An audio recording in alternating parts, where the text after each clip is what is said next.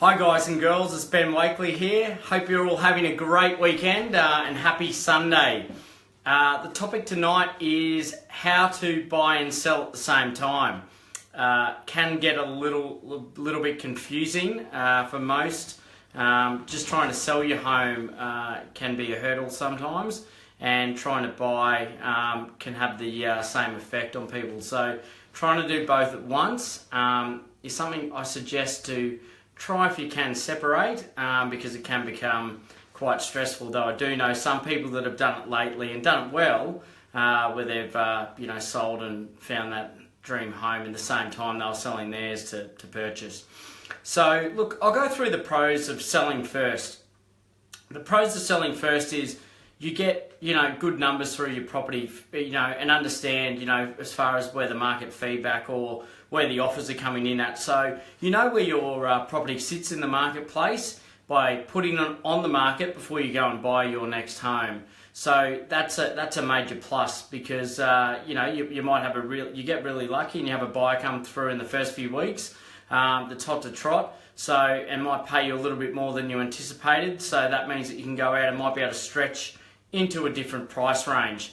It also may be a sobering experience as well, and let you know that your home isn't worth as much as what you may have thought. And so you wipe your forehead and glad that you didn't go out and purchase that home on the basis that you'd get a certain amount for your property.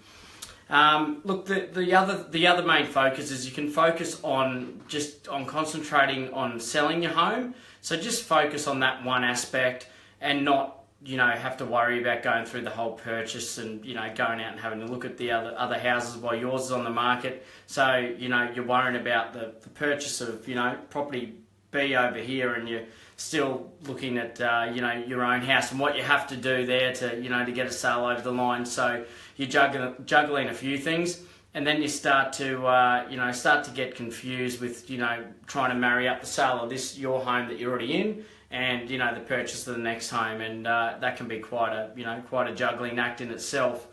The other advantage is you can get the agent that's selling your home to look for your next one, and keep you abreast of all the properties that are coming onto the market, and you got a better chance of being at the top of that list in whatever area it's in, if the agent knows exactly what you're looking for, and can point you in the right direction. And most people most often than not, will go through a lot of the properties in the area that are similar to theirs that are on the market. So to give you a bit of a guide too in what is happening exactly on in that week or that particular weekend with regards to what's going on in the marketplace. So you might go and look at the properties that are similar to yours, and you can see that what sort of buyers are going through, and get a guide on what they're selling for and what buyers are looking at, and you can sort of weigh up where your property maybe sits in the market. So it gives you a really good guide into where your property sits. Doing it at the same time as buying, you're more likely to get out there and have a look. The other thing too that a few people are doing now, and I know it's big overseas, is employ a buyer's agent. Now, we've seen a lot of Sydney and Melbourne buyer's agents purchasing in Brisbane in the last few years, and we've sold quite a fair few properties. I referred a buyer that was from overseas to a buyer's agent here. Hope she's watching tonight, and they purchased a property yesterday. So look, that does work well. We've got some really good buyer's agents up here in Brisbane. So and especially if you're listening in from Sydney and Melbourne, they've been around for a lot longer down there, I'd say, and they're a lot more prominent. But it can be a really good way of putting your feelers out, especially to properties that are off market, because you do need a relationship with the agent there, and sometimes you mightn't have that relationship. So employ a buyer's agent as well. The other thing too, and probably the main thing in selling your property before you buy one, is there's no pressure. There's no pressure involved. It makes it a little bit more stress-free if you've already gone and purchased that property. you're sort of stuck in a place where you really want to get that property sold within a certain period of time, and that can lead to bridging finance and all these sort of things. So it does give you certainty around, where it is, and no stress and pressure. You want selling to be a little bit of fun, especially in the current market. We do have, a fair few buyers floating around. Depends what area you're in with regards to the average time on market. So, just, take your time, and, obviously you'll probably get, the influx, like your first 2 open houses, you're getting an average of 20 odd groups through. So it just gets, takes a little bit of that stress, a little bit of that pressure off. The other aspect in buying and selling at the same time, you only have to move once. So I know a fair few of my clients and people watching out there and friends, one of their pet hates is moving. So you don't want to have to try and move twice. Moving once is a much easier scenario. So taking that moving into account is a lot better to do just once. And it depends too. I've had some clients that haven't bought and they sold and they went on an extended holiday. So if you do get a really good price, they did joke and they said if we got over $2 million, they'd go for a holiday and work out what they're going to buy, while they're away. So that's another good thing you can do as well. You can definitely only move once, if you do buy while you're selling your property. You're buying. The other thing too to remember is you're buying in the same market. So you're not just whether you're selling and buying. It should be pretty transparent that you're buying and selling in the same market. Now I know with Sydney it's been going up like this for the last 5 years. So you'd want to buy and get back in pretty quickly, because if you left it too long, you'd sort of be selling down here and buying up here, so you'd lose the gap or the percent in the middle. So that's probably one thing to keep an eye on in the Brisbane market, which is probably what I comment on the most. We've had steady growth of about 4% over the last 5 years. So that's 20% over the last 5 years collectively. So yeah, 4% per year. So there's not too much of a change, but if you can try and buy into the same market, that's a benefit, and you do make your money where you buy. I know it's an old cliche, and some of you may have heard it, some mightn't have heard of it, but you do make your money when you buy. So it does give you that negotiating power to actually concentrate on what you're buying and make sure you make your money when you buy. The other thing too is while you're out and about, having a look at those open homes, you can take your time and attend a few auctions, and make sure when you're attending those auctions, you're seeing, taking your time, seeing what sort of buyers are around, making sure that you're having a look at, where the bidding is or where it's stopping and where it's passed in, and you can get a guide to where owners' expectations are. So you get a really good taking your time with buying, because you haven't sold yet. By buying first, you're getting a really good time and effort into making having a look when you're actually buying the property. The other thing too is it's a lot of preparation. So in doing this, you should sit down with your your lender, the solicitors involved, your financial planner, but you'll probably become very, very good friends with your mortgage broker or your bank manager. Because I think out of all this, you should be prepared, because you shouldn't be going in and buying a property on the basis that your property is sold, because it may not sell in that time. It may take longer to sell. And I know a lot of people that go out and buy something and think, it'll sell like that, and again, we've talked about seasons, and we've talked about timing of sale, and we've talked about the best times of year to sell in the past few, videos over the last couple of months.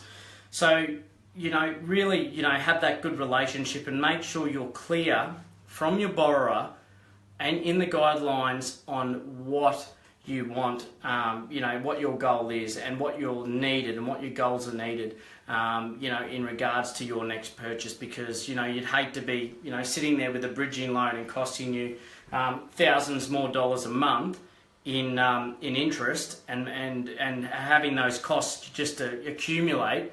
and your property, there might be nothing wrong with it, there might be nothing wrong with the price, but for some reason it takes a little bit longer to sell.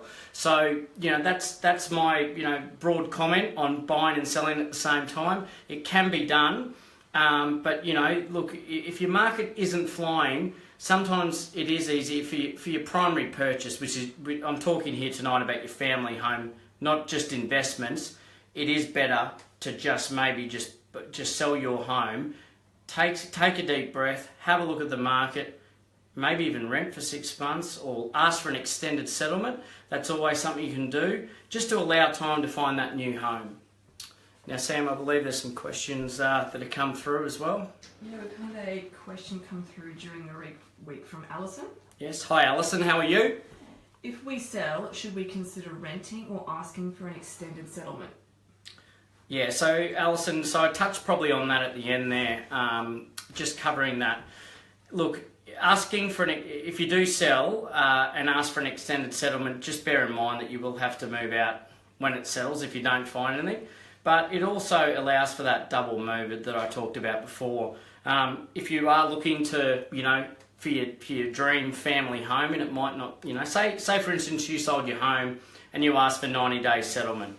If you ask for 90-day settlement, you might take longer than 3 months to find your dream home, or your dream home mightn't be on the market in those 3 months. So to answer your question, it would come down to find out whether you could rent it back. Look, you could ask the buyer of your home if you could rent it back, or that extended settlement. So it just depends on the circumstances. But if you've been out looking, and you see a few properties that you like and you're not too picky, the extended settlement should give you that time. So I'd ask for the extended settlement just to save the double move. That would be my advice to you, Alison. Next question is from Tristan. Hi Tristan, how are you? We are looking to buy. Would an owner consider a subject to sale so that we can sell our house? Yeah, so Tristan's asked, would an owner consider a subject to sale? Now, look, we do get asked a lot. Look, the only chance that you got with the subject to sales, a lot of the time, Tristan, are to do with, properties that have probably been sitting on the market for a while or hard to move. In the markets that, we're talking, as I said, I'm only commenting on the eastern seaboard. Not many people will realistically look for, a subject to sale. It's not going to be the best bargaining tool, because then the seller of that home has to wait for you to sell your home. So it really doesn't leave you much bargaining room. And I know a lot of sellers, and I'm talking probably about 90% of sellers, wouldn't consider that, I find, unless they've got a really hard to sell property and it has sat there for a number of days on market, or you've had to pay a premium or pay an overprice. Usually the seller would ask for what's called as a sunset clause, which would allow them to market the property still while it is under contract to you while you're selling your property. Because, if you don't sell your property, they could have held you could have held their sale up for a number of months, and they could have missed out on a few buyers. So the subject for sale clause in a contract is a very loose clause, and I wouldn't suggest using it. I'd actually suggest selling your home before looking to buy your next property. That would be my advice there. Well guys, thanks very much for tuning in this evening, and if there's any more questions around this topic of buying and selling at the same time, any associated costs, please feel free to just send an email or give me a call. I do get quite a fair few calls and emails from these Sunday nights, which I enjoy helping people. And look, they're not all from this local Paddington area, so I've actually helped a fair few people, with regards to the advice on selling and buying, for that matter, in out of areas. So I hope everyone has a great week, and I look forward to seeing you next weekend. Thank you.